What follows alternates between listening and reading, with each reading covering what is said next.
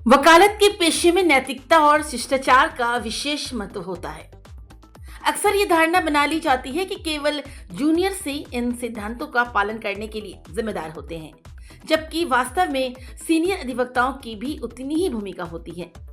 वकालत के पेशे में सीनियर अधिवक्ताओं की ये नैतिक जिम्मेदारी बनती है कि वे नए और युवा अधिवक्ताओं को पेशे के नैतिक मूल्यों और शिष्टाचार के बारे में सही मार्गदर्शन दें।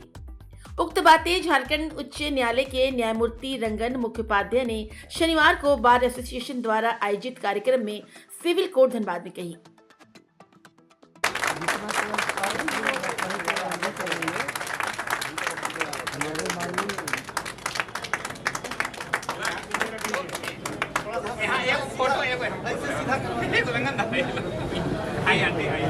बहुत प्रतीक्षित कार्यक्रम था, क्योंकि हम लोग इंतज़ार कर रहे थे भवन बनने का, और भवन अब प्राय बन करके तैयार है। उस भवन में एक द्वार है जो ऑनरेबल जस्टिस एस.बी. सिन्हा द्वार के नाम से है, जिसका उद्घाटन आज आप लोग के सम्मुख अपने chief guest honourable Rangan Mukhopadhyay साहब ने किया, in presence of Utpala Sinha, wife of late S B. Sinha, former justice of supreme court. और उसके साथ ही साथ हम लोगों का था क्या कि जितने भी हमारे सीनियर एडवोकेट्स हैं who have completed there 50 years of practice और मोर, और दूसरे वो थे कि जो पेंडेमिक के समय में दो अधिवक्ता आ करके वॉलंटियर उन्होंने बार को जो है सो आकर के तो जो भी सहयोग किया उन्होंने, उनको हृदय से आभार ये प्रकट करने का एक मौका था, वही आज हम लोगों ने किया। और क्या कुछ अपेक्षाएं थे? अपेक्षा तो आदमी का कम नहीं होता है, लेकिन जो किया था उसका संतोषजनक एक परिणाम देखने को मिला। लोगों का प्यार दिखा, पूरा बार आज खड़ा था। इससे बड़ा हम लोगों के लिए और कुछ नहीं हो सकता है, और बेहतर से बेहतरीन की ओर कैसे जाएं ये अब सोच रहे हैं।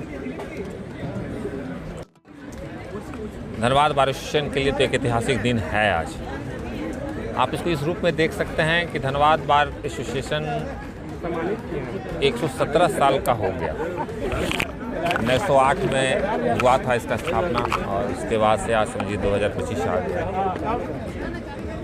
इन वर्षों में अधिवक्तागण का ही, क्योंकि अधिवक्तागण जिन्होंने पिछले 50 वर्षों से ज़्यादा समय से अपनी वकालत को दिया है, एसोसिएशन को दिया है, उनको सम्मानित करने को उसी कड़ी में आज धनबाद बार एसोसिएशन के गेट जो था ऑनरेबल जस्टिस एस.बी. सिन्हा द्वार के नाम से बताया गया।